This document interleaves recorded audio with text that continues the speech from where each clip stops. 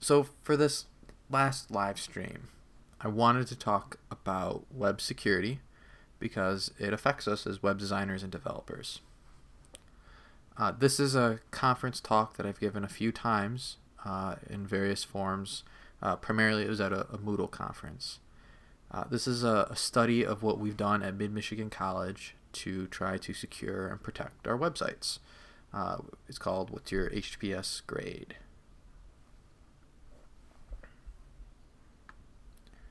So I think we are in good shape to get started.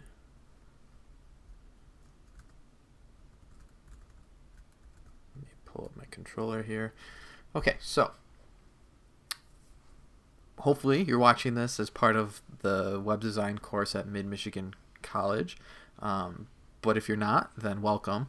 I am the director of programming right now at Mid-Michigan College. We are a community college located in central Michigan.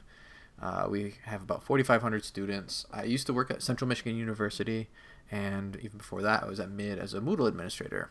In summary, since I teach web design and I care about web technology, you can summarize that I'm a big fan. I love web technology.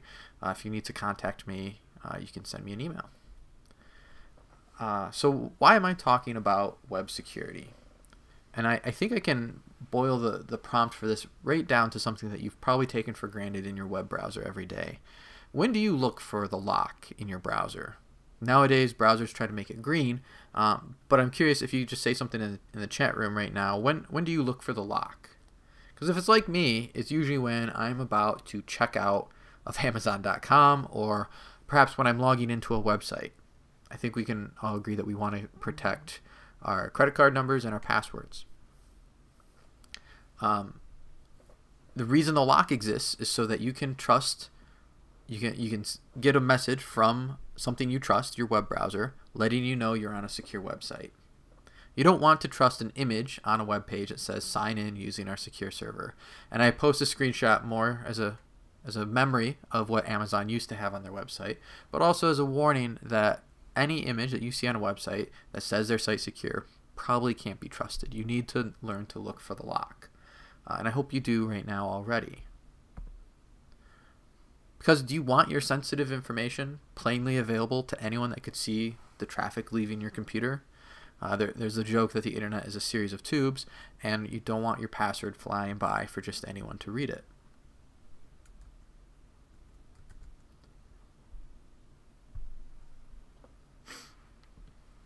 This is a screenshot of a tool called Wireshark.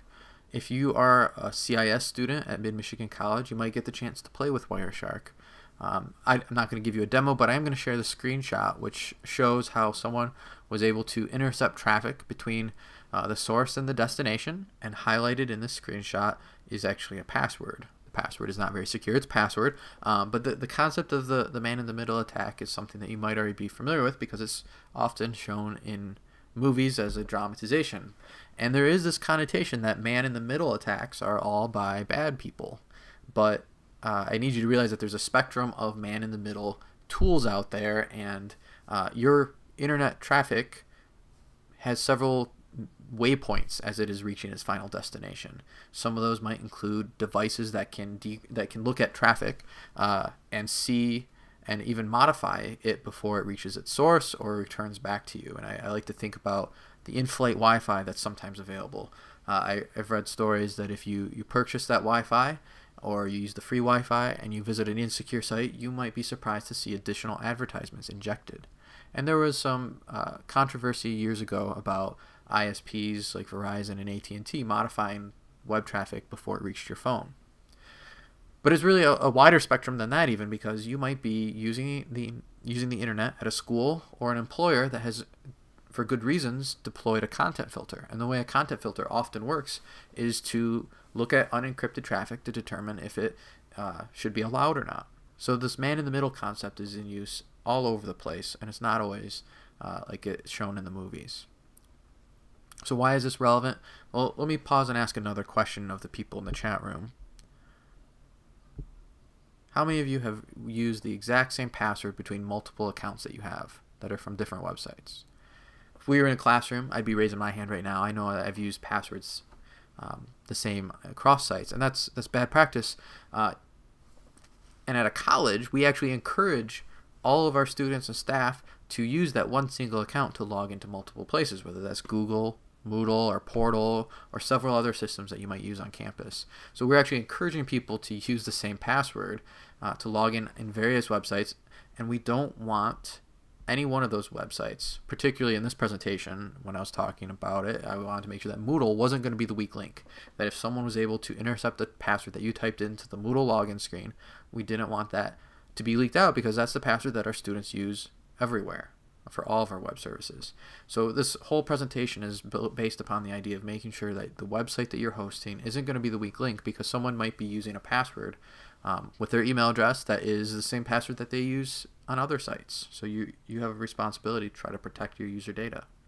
So this presentation makes the case for making sure Moodle isn't your weak link, but I also make the case for turning on HTTPS not just in Moodle but everywhere. I'm going to revisit this topic specifically at the end to explain why we have actually started securing all of our websites. So that could be the end of a presentation, right? Just make sure you're encrypting your website. You have HTTPS deployed. That could be it. But I've read some stuff on the internet, and there's a lot more to HTTPS than meets the eye. They're not all the same. If you see a lock on a website, it's not necessarily using the exact same security that another website with a lock is using. And I want to talk about 4 aspects or 4 ways that HTTPS is not the same between multiple websites. The first is deprecated, which means outdated, obsolete protocols. I want to talk about weak ciphers. I'll explain what a cipher is in a little bit. Weak certificates, which make it possible for someone to potentially generate something that makes them look like Mid-Michigan College. And my favorite problem with computers, bugs in the software that we write. So the first way that not all HTTPS is the same comes from the term that you've probably heard associated with HTTPS before. The S we used to think was associated with secure or SSL. But what I found out is that if you read the Wikipedia page, SSL has been obsolete for quite a long time. And if your website actually is using the SSL technology to be its security mechanism, that's not good enough. There's actually a brand new, and it's not really that new, there's a separate protocol that was released called Transport Layer Security that replaced SSL, and there's already been several revisions of that as well. So if you hear me say SSL, I don't think I'm ever going to get it out of my vernacular. Everyone calls HTTPS SSL, but technically, if I'm going to be pedantic about it, SSL is not what we're using, and you should be using TLS. It's time for me to pause and kind of talk about cryptography in general. And actually, more specifically, I'm talking about public key cryptography. When you type in your password or your credit card and I say that it's encrypted, what do I mean by that? I'm going to use an example that I've seen used in various places and even on Wikipedia, I think, where we say that we have a person A who's trying to tell a secret to person B. But we know that there is a person E or an eavesdropper that's in between. So we're saying that person A is trying to communicate with person B, and there's an eavesdropper inspecting the traffic. Well, let's say person A is Alice and person B is Bob. The way public key cryptography works is Alice can use something that Bob gives to everyone, that they advertise as being who they are. They can use that public key to take the message that they want to send and use math and that key to generate a bunch of gibberish. And the way public key cryptography works is that gibberish can be sent through any waypoint. It can go to anyone. Any eavesdropper can see it, but you have confidence that the only person that is able to turn that gibberish back to the original message is Bob, person B, who had the key. And what's cool about the private key and the public key is that that public key that's been advertised about has actually been generated from the private key. So the only person that was able to generate it was supposed to be Bob. And that kind of ensures the trust here. That once something leaves person A, they can't turn it back into the message themselves. No one can. Only the intended recipient is supposed to be able to. So let's get back to ciphers. I talked about ciphers earlier. Ciphers are an algorithm. They're a method of producing and understanding that gibberish that I talked about, and it really might look like a string of characters like this. Browsers and web servers use ciphers to generate and then decrypt the gibberish, and they have to agree upon the same algorithm. Otherwise, they aren't going to understand the results. So if you combine the obsolete protocols and these weak ciphers, attackers are going to try to use these to get in. And so if an attacker can trick the communication and get the server to accept an older, weaker cipher, they might be able to break that algorithm more easily than others. In order for the browser and the server to agree upon which algorithm to use, they perform what's called a handshake. And this is kind of a snapshot in time here. On the left is what Chrome, and possibly an older version of Chrome, had shipped with for ciphers. And what happens during this handshake is they will share their list of ciphers they have available with the server that they're visiting. The server is going to advertise the ciphers that they'll use, and starting from the top, they will compare until they find a cipher that they both understand. If you combine the obsolete protocols and the weak ciphers, you get a whole series of vulnerabilities that I would classify as downgrade attacks, where you're forcing communication with something that's obsolete or broken or has known issues. And for every one of these potential problems, I'm going to share a vulnerability. And every vulnerability gets a very fun name. The one that's relevant here is one that was called Poodle. It wasn't as funny as the name may sound, and it came out in October 2014, and it is what put the nail in the coffin for SSL 3. From that point on, we had to assume that any traffic that was encrypted with SSL 3 could be read.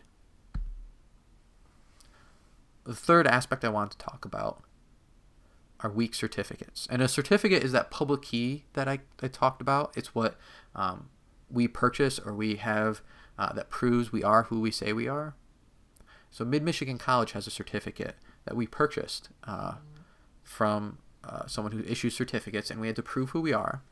And we generate the certificate to identify ourselves, and we hope that it's unique. In fact, that's the whole premise of this, is that you can only generate the certificate with our private key.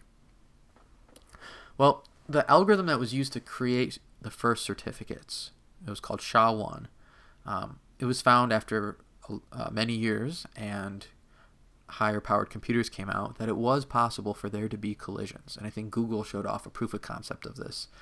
So in 2011, these SHA-1 certificates were deprecated, which means that they probably shouldn't have been issued anymore. But there were many websites that couldn't actually get a SHA-2 or SHA-256 certificate generated in its place. And so MID was actually affected by this. There was a point in time, I think in 2014, where Chrome showed Mid-Michigan College's website with a red line through it, which was terrifying for us.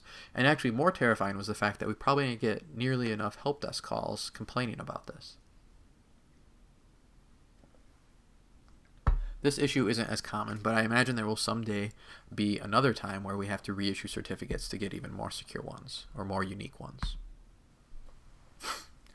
All right, the fourth classification that I wanted to talk about, the fourth distinction with HTTPS, had to do with our favorite topic in computers, and that's bugs. Encryption is a lot more complicated than A, B, and E.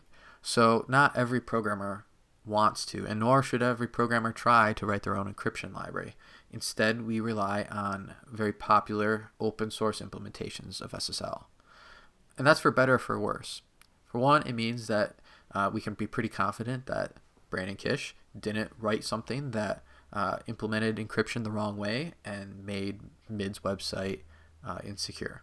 However, it means that if a lot of websites are using a piece of software and we find a particular bug with that piece of software, in this case OpenSSL, then a lot of websites are going to be susceptible to a certain type of attack. And this was probably the most popular of the vulnerabilities that I'll share. It occurred in April 2014, and it was called Heartbleed. And I know that there are still sites that suffer from Heartbleed today. OpenSSL is a software that is like the foundation of encryption in so many products. It's used in the web servers we use at MID, like Apache. And it's used in a lot of other smaller devices, like our card swipe doors, believe it or not. Now, think about if there was a bug in a piece of software. How do you get that bug fixed? You have to upgrade the software, right? It's almost impossible for us to even know how many devices on our network have OpenSSL in them. So that's a tall order. There might be a lot of devices on our network that are running insecure versions of OpenSSL. So those were 4 ways that it's more complicated than just having the lock up there. The good news is that browsers have been doing a great job of really emphasizing when there might be a security problem with a website. They've gone from obnoxious colors to lines to popping up alerts when you try to visit a website to where they won't even show the content. They'll give you a warning before they let you even try to visit the site. So what did this mean for MID? I want to give you a look at a point in time where we made a lot of changes to how we run Moodle and how we run our website. That happened from about November 2014 to March of 2015. We run quite a few websites at the college, and you may have used some of these. When we first started setting up some of these sites, not all of them had a certificate associated with them. In fact, there was a point in time where we bought certificates for each individual website that we were hosting, and that led to a lot of money. The good news is, at a certain point, there's a threshold where it might be better for you to buy one certificate called a wildcard, which is good for your entire domain name. So we were able to get a start@midmish.edu certificate for a certain amount of money that we could use on Moodle, the main website, MidWeb, our printing website, and that saved us money in the end, but it also meant that our certificate expired on one single day rather than throughout the year having to upgrade different certificates. If you look at the web servers that powered these websites, it varied quite dramatically. We had some websites that were hosted on Apache, some that on Moodle in particular that we were using Nginx to host, to web servers that were bundled with software that we purchased, such as Tomcat, which is based on Java, and our printing website, which is from a company that decided to use Microsoft IIS as its web server. Excuse me.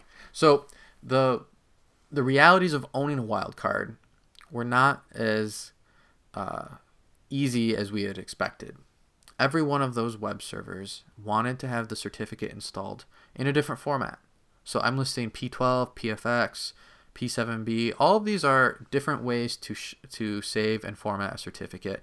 And even though we tried to simplify our lives by having one expiration date, what we found is it took multiple teams and several weeks sometimes to actually update to put a new certificate on multiple web servers, because we wrote down the instructions, but the instructions would change after a couple years when the certificate expired, and if you're not careful, it's possible to install the certificate incorrectly.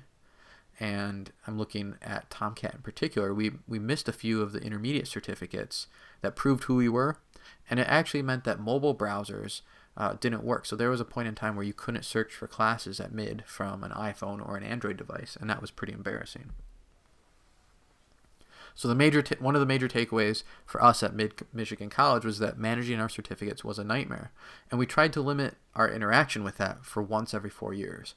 And that's actually against best practices, because the first thing that you're supposed to do when you suspect there's been some sort of intrusion or an employee has left your company is to try to reissue your certificates in case they had a copy of your private key.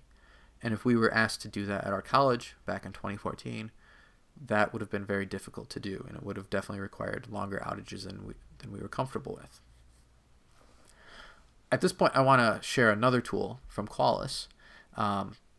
It's called SSL Labs, and if you've never seen this before, I'm actually going to recommend that you visit Qualys, the Qualys website at sslabs.com. You can enter the name of the website that you want to visit, and if it's one that you're hosting, you can actually check a box that keeps the results anonymous. You run their little scanner, and it will give your website a grade.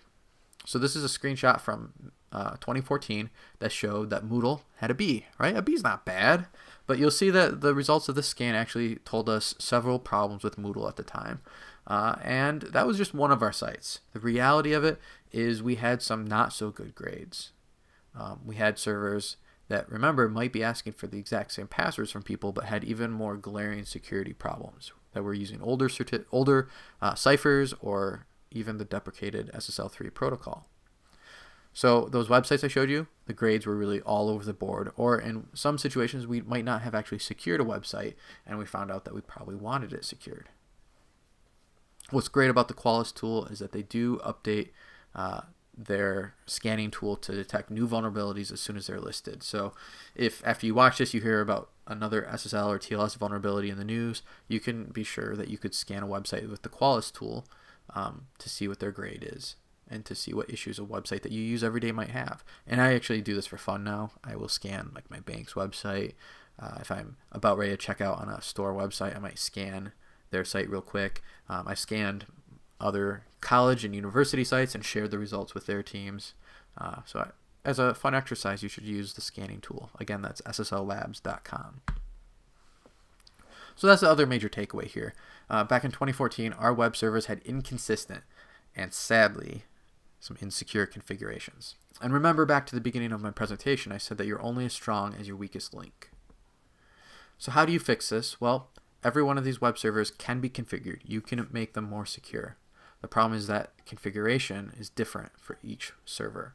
Tomcat had an XML file that we could edit, and we could actually disable certain protocols, and we could list which ciphers we wanted to allow.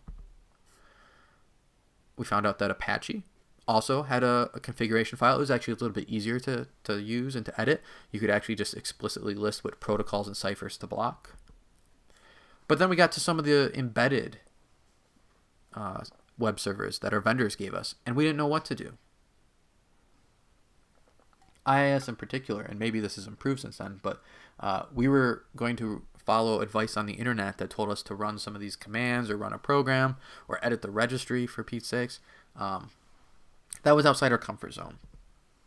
So we decided to fix things at MID in a different way. We decided to set up load balancers at our college. And I had been familiar with the F5 load balancers from working at Central Michigan University, but those can become very expensive. And so what we actually opted to do is to look at it for an open source solution.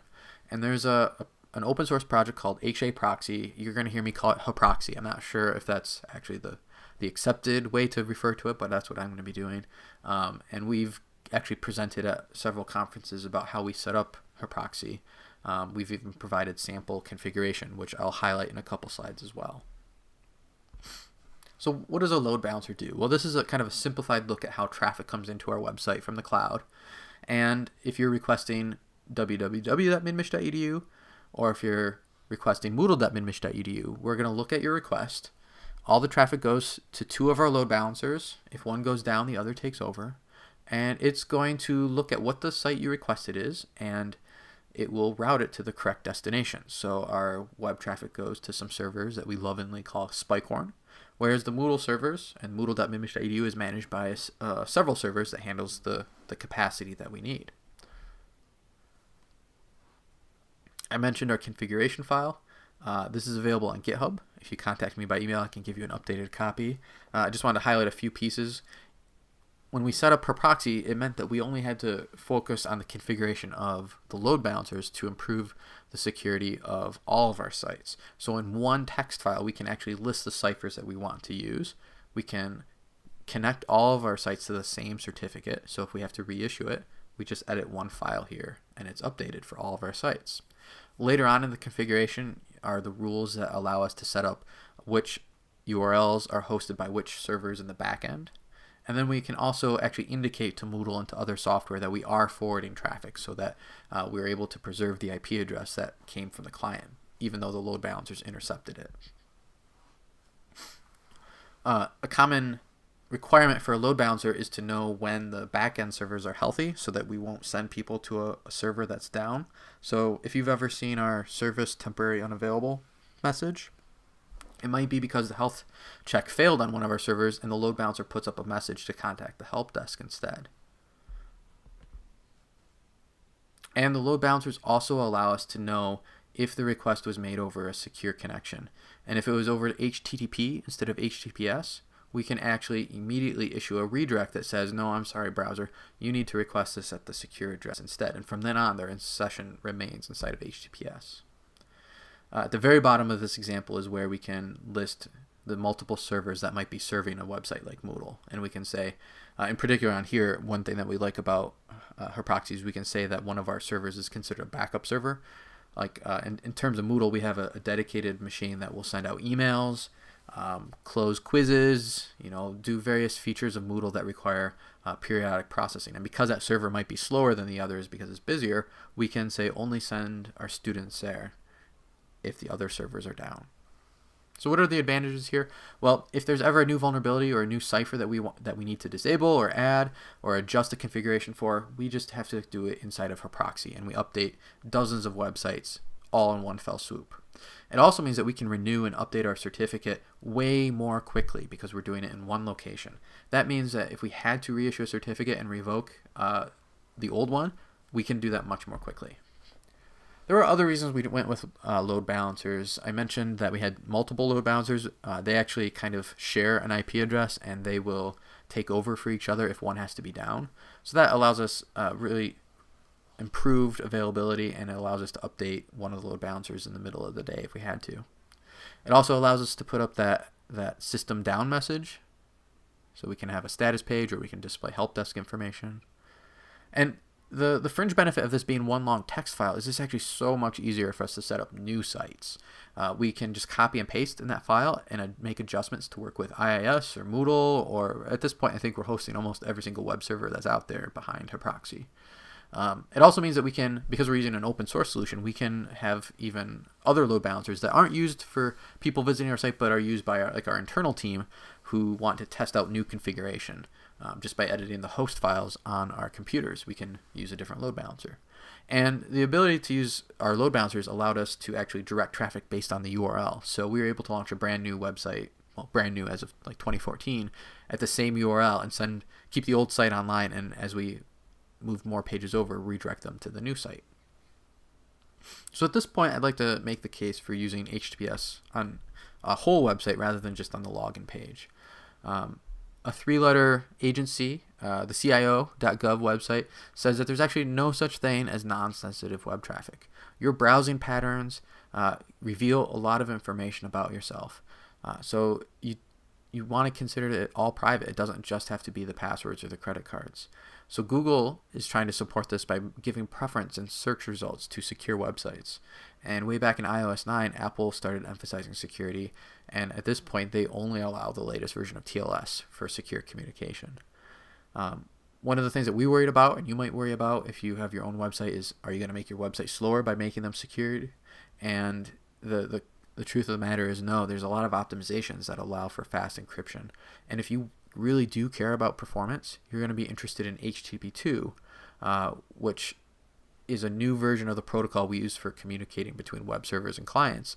And the only way for you to adopt this with web browsers is to support that TLS handshake that happens when a browser and a server communicate. The only way that they will say, hey, you're good to use the new fast connection is for the site to be secure. The last lingering problem that we had was that certificates were expensive. But the good news is you can get free certificates now. Let'sEncrypt.org launched in 2015 and allowed you to get certificates for your website. We weren't able to use this at first because we had too many websites.